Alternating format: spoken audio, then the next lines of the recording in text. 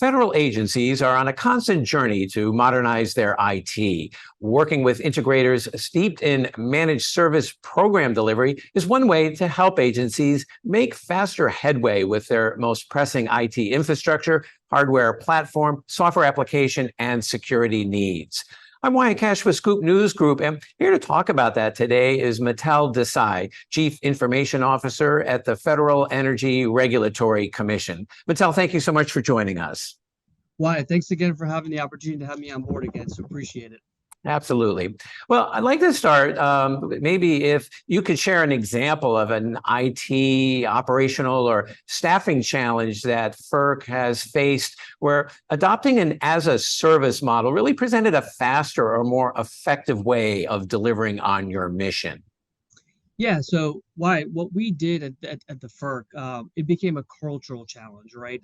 We had a lot of services that were on-prem, and migrating those services from on-prem to as a service was a culture shift for the IT teams, right? Those folks that were very used to being on the keyboard, folks that were a little bit more in depth into the OSI layer, moving them up and managing more of configurations, subscriptions, tenant management was a little bit of a challenge. And it was an adjustment. So, we made sure as we moved to more as a service models, we had folks that were trained to manage those, had also management with vendors. So vendor management became a very important thing and aspect. So if there were service outages or calls, how to work with the right people in the right time to get those services up and running. And so we saw as we were transitioning to as a service, that was a little bit of a training niche that we had to kind of put into place. But the overall outcome was positive, right? Outsourcing those services allowed us the ability to have more resilient services, more uptime, less outages, and having my teams manage more of customer aspects than dealing with more specific technical needs. So that's where we saw a lot of the challenges and the benefits overall.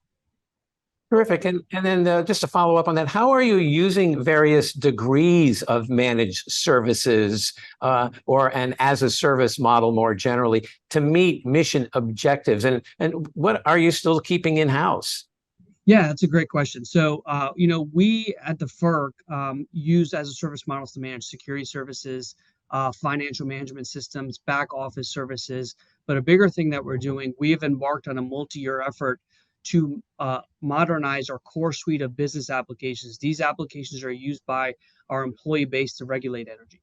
And so that entire stack, we're actually moving to an infrastructure as a service platform, as a service type of model. And in some instances, software as a service where it makes sense. So we have migrated a lot of those things.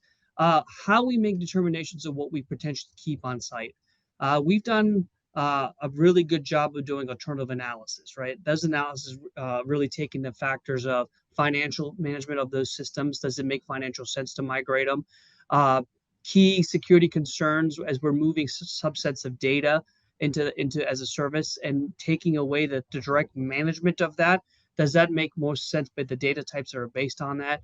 And then finally, at the end of the day, is it the best need and best outcome for our customer base? And so taking all those factors and doing an internal analysis really gives us an output in respect to which services stay on-prem, which one are hybrid, and which ones are fully being migrated as a managed service.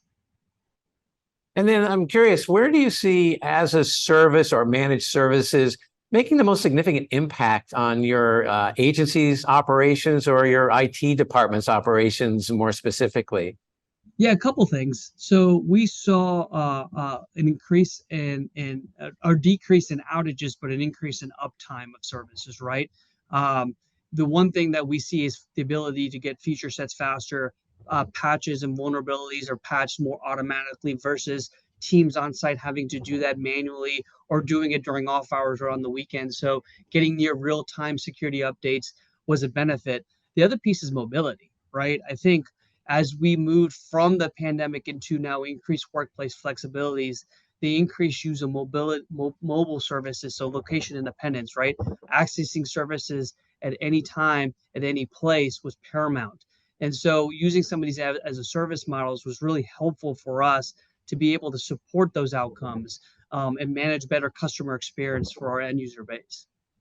Yeah, I have to imagine the expanded ability for mobile work must have made a huge difference. It would have been very difficult without that. And then, I always like to ask, what are some lessons that you learned through this experience that you might share with your colleagues out there? Yeah, so the first few things, as I mentioned before, with the increased use of mobility, it also increases your security environment, right? Managing those security assets across a distributed area network or distributed area resources across the continental United States. So making sure that you have proper security configurations, proper security governance in place to support the advent of mobility using managed services. Also, being aware of future updates. When you use as a service model, the vendors tend to increase the number of and velocity of future updates. And sometimes you may not be aware, and customers get prone to seeing new features without having proper training. And so managing that expectation with your vendor is very important. And I think a couple other things is that having proper software asset management governance in place is very important because as you move to as a service model, subscription-based models can become very costly if not managed closely. And then finally, understanding contractual obligations of service models. So understanding what the SLAs look like. So when you have uptime requirements or if you have issues with problem management, how do you make sure that you can rectify those issues very effectively with your vendor and making sure that your customer base is getting what they need at the end of the day? Some great points there. And then lastly, how do you see as a service models and managed service providers really kind of shaping your technology priorities in the future? Yeah, I think it's a huge benefit for us, right? As we move into the federal requirements of becoming cloud smart and using more as a service models, we've been embracing that at the commission. We've moved a lot within our IT strategic plan. We've really looked to see where we can do that alternatives analysis I spoke before, where it makes sense to outsource those commodity buy of IT potentially, or even specific niche buys. If it makes sense, we will outsource it to reduce the burden of on-site premise needs and having my staff spend more time doing more higher level strategic work to be able to bring more innovation into the environment for our customer base. So I see that as a benefit. I see that we will be looking at it closely, increasing it. And I think the federal government is moving that way. Just speaking with our fellow peers across the federal landscape, I think it's a benefit. But again, you always proceed with caution, right? Doing that alternatives analysis is very important to follow a pragmatic process to ensure that you're making the right decision that's informed and cost from a cost perspective that makes sense, for the commission. Well, Mittal Desai, thank you so much for taking a few minutes to share your firsthand experiences in adopting a greater use of managed services and also some of the lessons that you've learned as well and how that's helped the Federal Energy Regulatory Commission. So thank you so much for being with us. Thank you again. Appreciate the time, Wyatt.